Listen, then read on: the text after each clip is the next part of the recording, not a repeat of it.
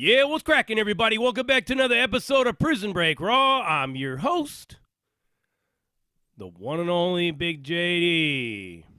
Sorry about the delay in videos being dropped.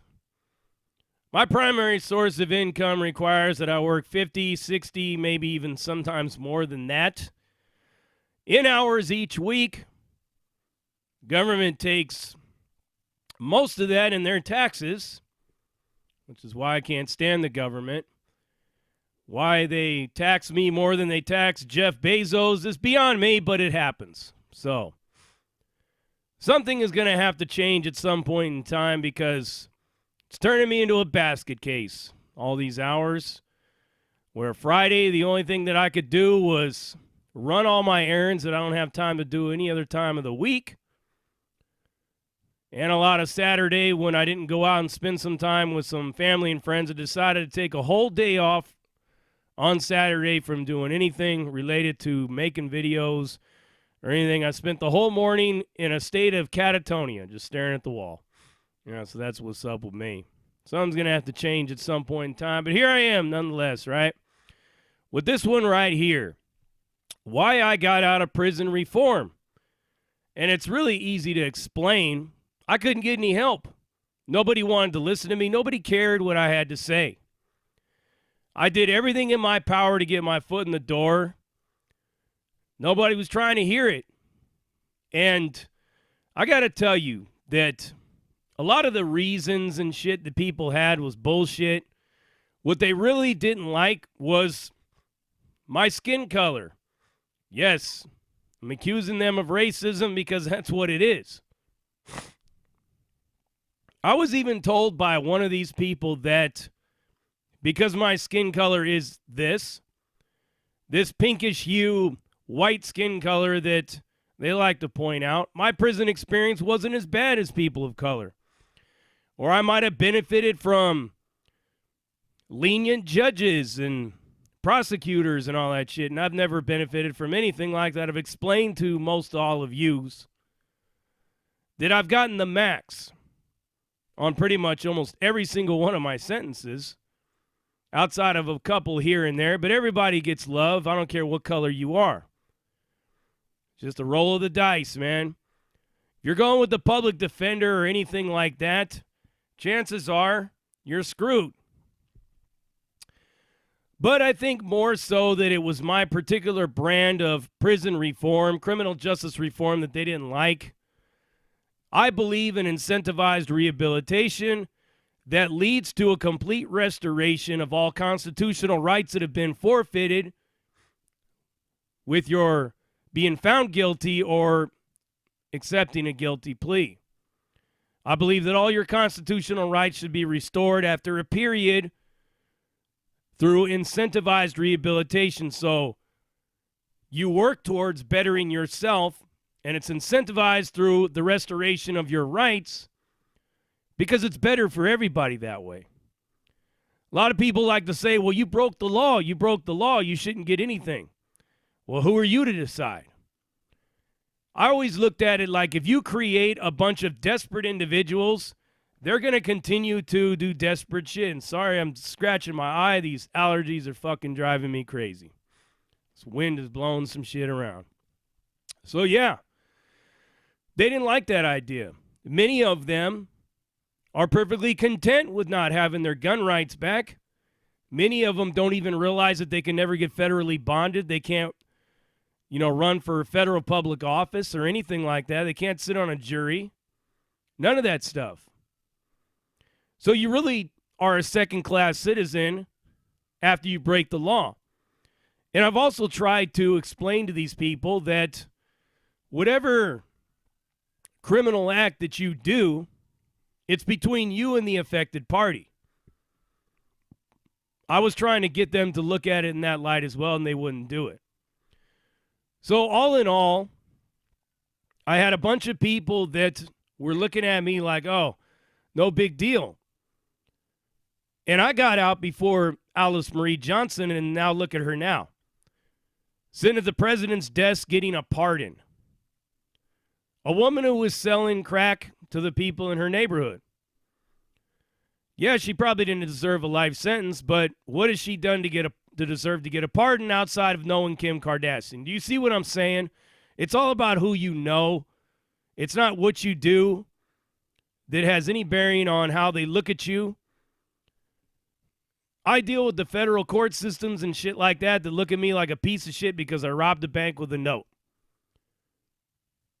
They're perfectly fine with running me through the ringer all the way to the end. No clemency, no commuted sentence, no pardon. And I'm not saying I deserve any of those things.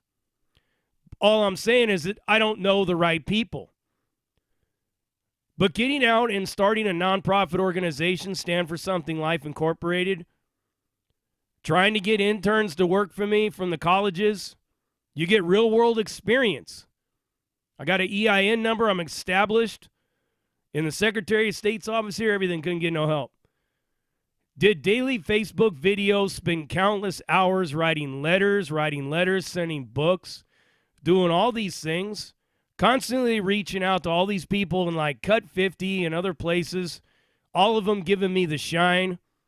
Even one guy who was an author, his name is Shaka Senghor. I was on him day in and day out because my mother saw him in a documentary. And she wanted me to reach out to him.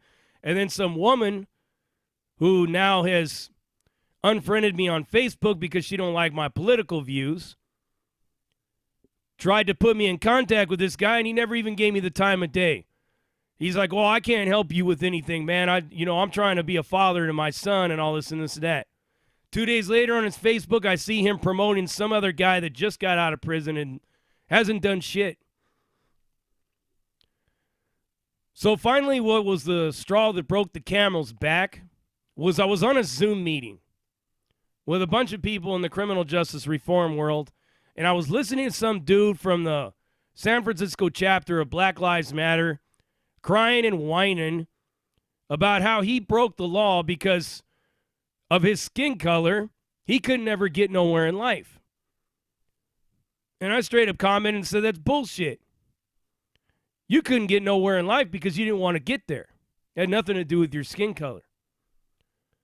Oh, but it did. I go, so I'm looking at a doctor who has your same skin color, and I'm looking at a politician from New Jersey that's your same skin color. What stopped them? They have the same, they're in the same circumstances that you're in. They grew up in the same environment. You chose to break the law. And you see, that's the problem. I won't embrace their victim stance, their victim role mentality of criminal justice reform.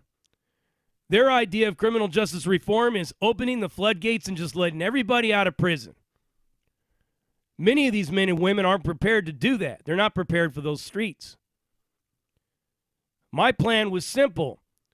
You want to get out, you have to incentivize rehabilitation. You have to go through psychological treatment, deal with emotional intelligence, cognitive behavioral therapy, all these things.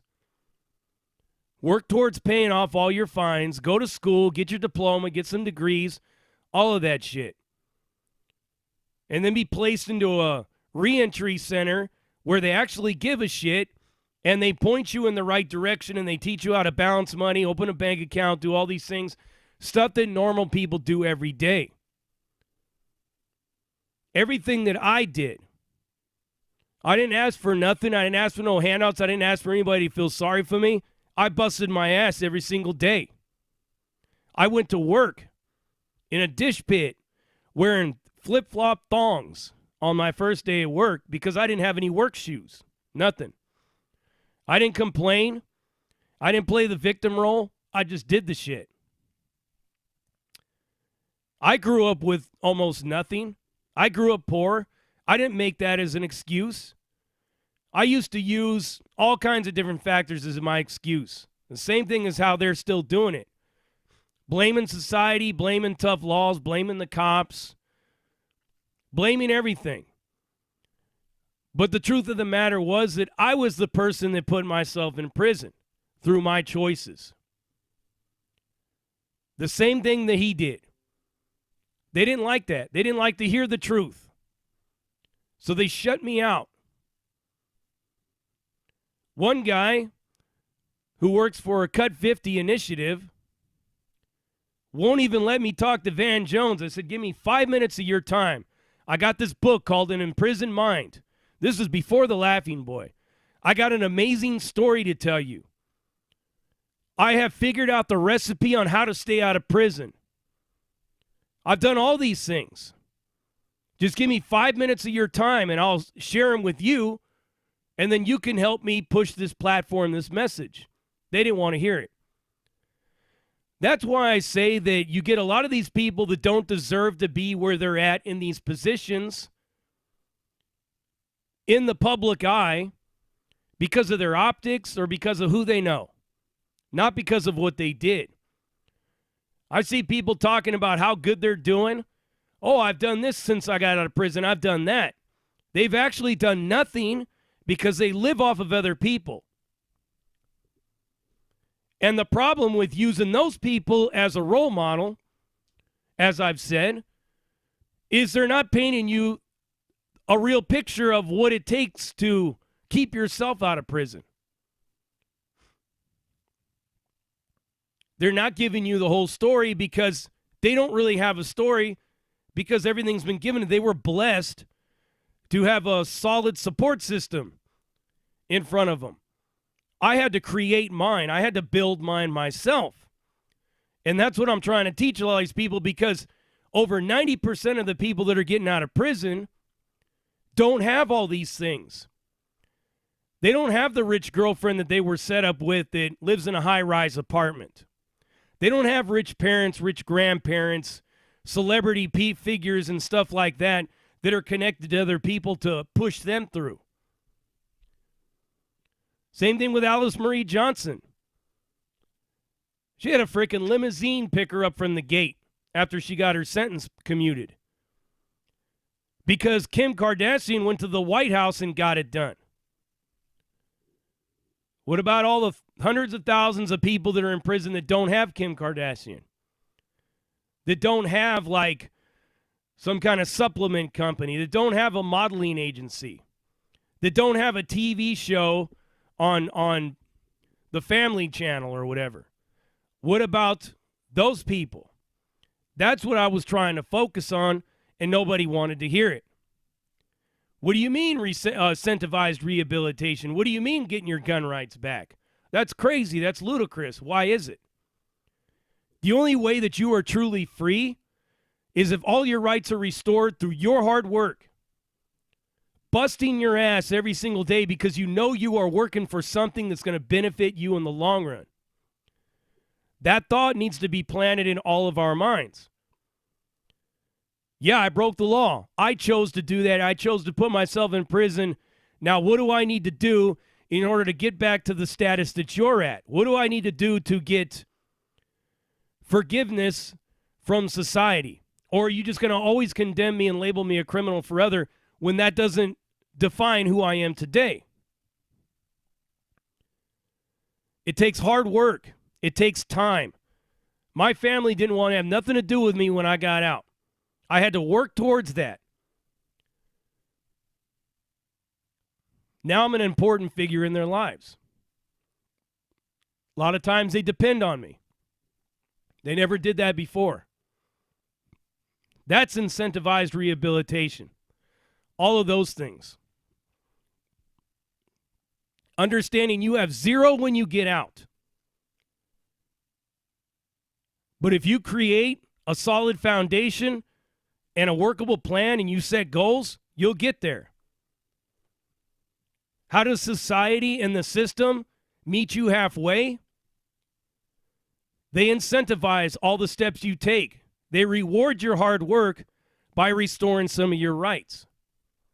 But nobody wants to hear that. Everybody wants to play this, oh, woe is me, I'm a victim, I'm a person of color, I grew up in poverty, or my mother was a drug addict, prostitute, and she abused me. All these things people use as their excuses,